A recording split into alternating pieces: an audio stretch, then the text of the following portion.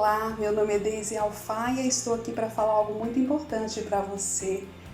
Agradeço ao Centro Apologético, aos representantes do Centro Apologético por nos proporcionar essa oportunidade de evidenciar por intermédio das Sagradas Escrituras e dos escritos de Ellen White algumas falácias religiosas, teológicas e, portanto, mostrar que pelas Sagradas Escrituras, quer no Velho, quer no Novo Testamento, que há sim falácias, engodos teológicos nos escritos de Ellen White, do movimento adventista, a profetisa, a mensageira de Deus do movimento adventista.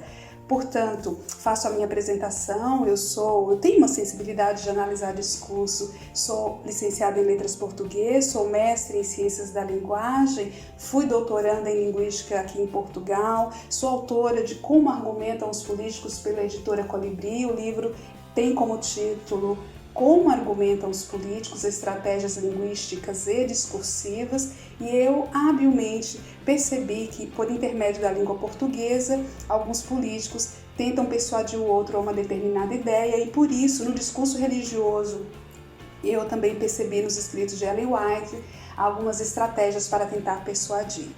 E sou autora também de artigo, sou coautora de um livro com doutores da Universidade Federal da Bahia, tudo relacionado ao discurso.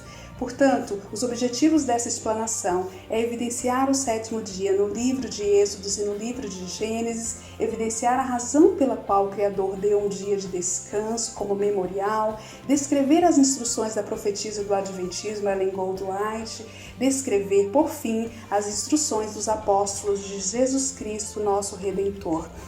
O sábado é um sinal. De fato, era um sinal entre Deus e seu povo, um povo específico, não era qualquer povo, era um povo que passou 400 anos de escravidão sob o jugo dos faraós na terra do Egito. E por isso Deus deu um mandamento na lei mosaica dizendo: lembra-te do dia de sábado. Era um mandamento especial, porque fá-los-ia descansar. Lembra-te do dia de sábado para o santificá-lo. 6 dias trabalharás e farás toda a sua obra, mas o sétimo dia é o sábado do Senhor teu Deus. Não farás nenhuma obra, nem tu, nem teu filho, nem tua filha, nem teu animal, nem o teu estrangeiro que está dentro das tuas portas. Portanto, no contexto da lei mosaica, esse mandamento foi um presente e um pacto, é um sinal entre Deus e seu povo para que eles se lembrassem que Deus, o Criador do universo, os tirou da terra do Egito, da escravidão. Mas será que Deus trabalhou no sétimo dia? Vamos ver. No capítulo 2, no versículo 2 do livro de Gênesis, na língua original nós temos Vaikal Elohim Bayom Hashebi Melaktoashe, e terminou Deus no dia sétimo a sua obra. Era um concerto perpétuo. Mas por que era um concerto perpétuo? Guardará, pois, o sábado os filhos de Israel, celebrando nas suas gerações por aliança perpétua. Percebam aqui que de fato era um memorial. Mas aliança perpétua até quando? Então vamos perceber, vamos ver aqui quais são outros mandamentos perpétuos também, tal como o sábado. Não há nenhum enunciado bíblico, aliás, que evidencie o sábado como mandamento de Deus antes da lei mosaica.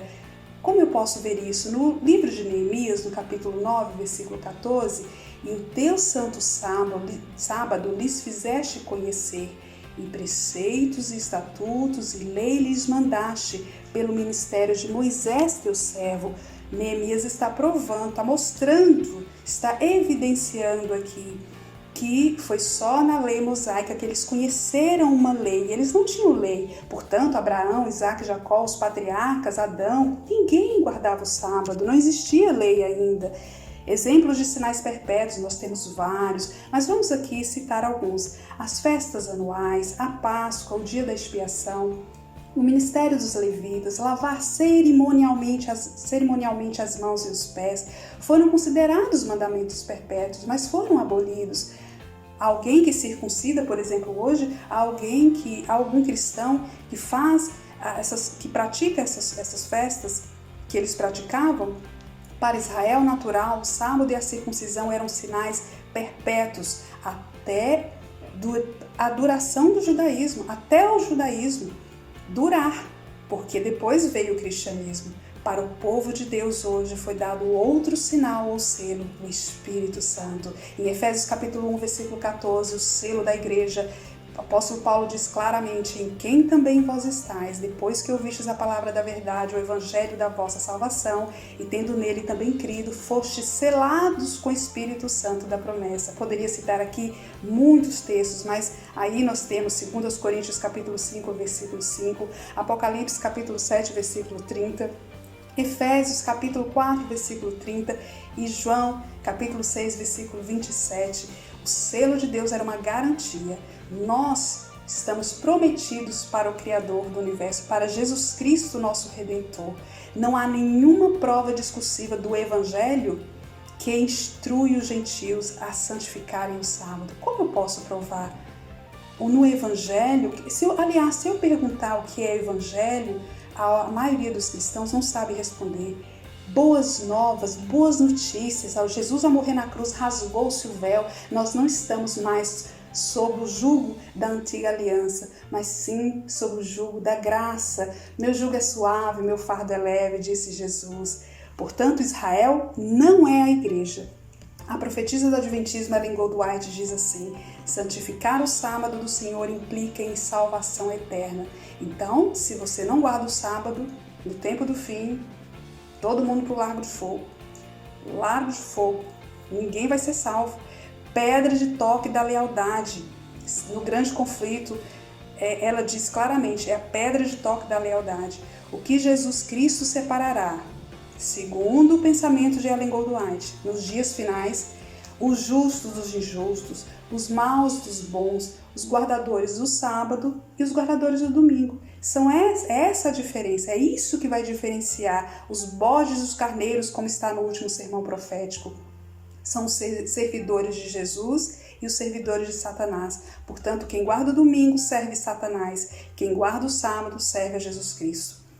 Os que honram o sábado bíblico serão denunciados como inimigos da lei e da ordem. No grande conflito está escrito: nas assembleias legislativas e nos tribunais, os observadores do sábado serão caluniados e condenados. Que terror, que terror.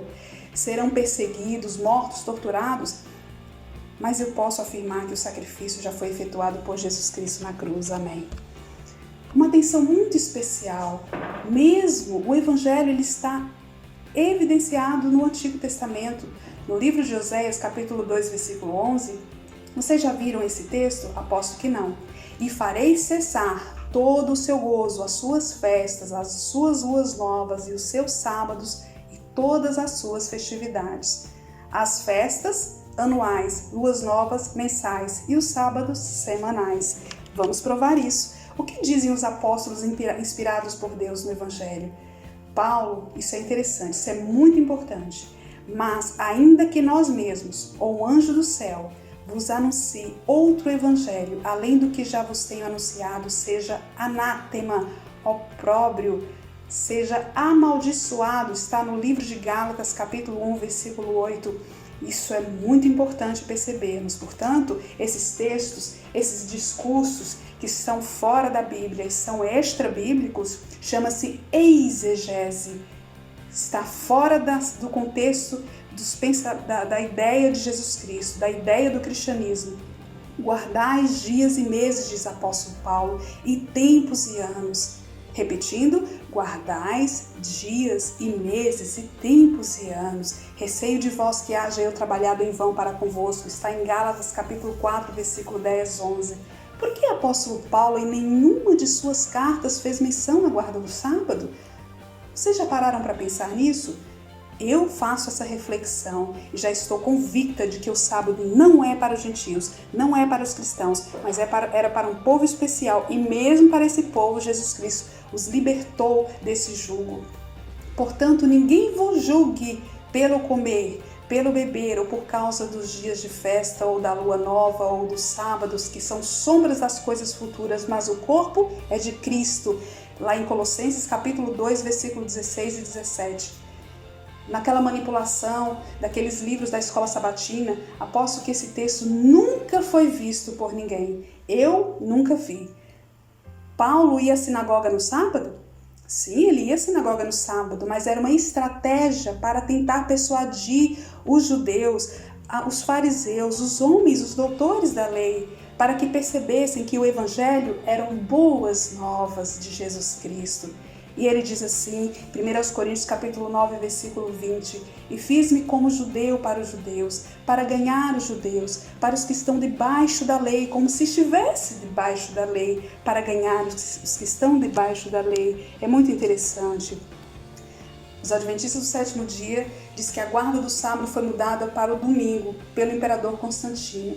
Muito antes de Constantino, nós temos várias citações dos apóstolos, significativos que foram destacados entre os pais da igreja. Temos Justino Mártir que diz, mas o domingo é o dia em que nós todos fazemos assembleia comum, porque é o primeiro dia no qual Deus, tendo realizado uma mudança nas trevas e na matéria, fez o mundo, e Jesus Cristo, nosso Salvador, no mesmo dia ressuscitou dos mortos. Tertuliano, um dos mais destacados entre os pais da igreja, disse, aquele que teima em que o sábado ainda tem que ser observado, Deus originou Adão incircunciso e não observador do sábado. Está demonstrado que a velha lei foi consumada em seu tempo específico, de modo que também a observância do sábado ficou demonstrada como temporária. Então, até o judaísmo durar, por isso o mandamento perpétuo.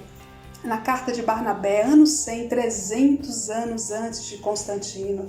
Então não venha dizer que foi Constantino que adorou, que fez com que todos adorassem o domingo. Foi através do imperador Constantino que tudo começou. Nós celebramos, disse na carta de Barnabé, está escrito, nós celebramos o primeiro dia com o regozijo no qual Jesus ressuscitou da morte e após ter aparecido subiu ao céu. O Espírito Santo foi derramado no dia de Pentecostes, que é o domingo. Os cristãos apostólicos se reuniam no domingo para celebrar a ceia do Senhor, pregar e recolher suas ofertas. Podemos evidenciar isso através de Atos, capítulo 20, versículo 7, 1 Coríntios, capítulo 16, versículo 1 e 2. E o argumento do Adventismo, de Ellen Goldwhite, é que Sunday é o dia do sol. Saturday, então, o que significa Saturday? Dia de Saturno. Ora, se Sunday é o dia do sol e as pessoas que guardam o domingo adoram o Deus Sol, então em Saturday, quem guarda o sábado está adorando o Deus Saturno?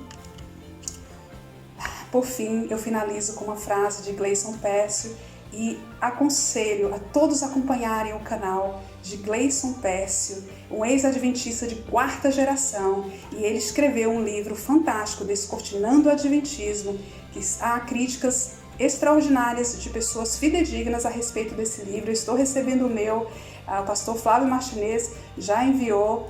A verdade invariavelmente confronta-nos. E nessa luta, ao arrancar as nossas correntes, ela muitas vezes nos machuca, mas no final, ela sempre nos liberta. Muitas vezes eu chorei e não sabia para onde eu iria colocar minha mente.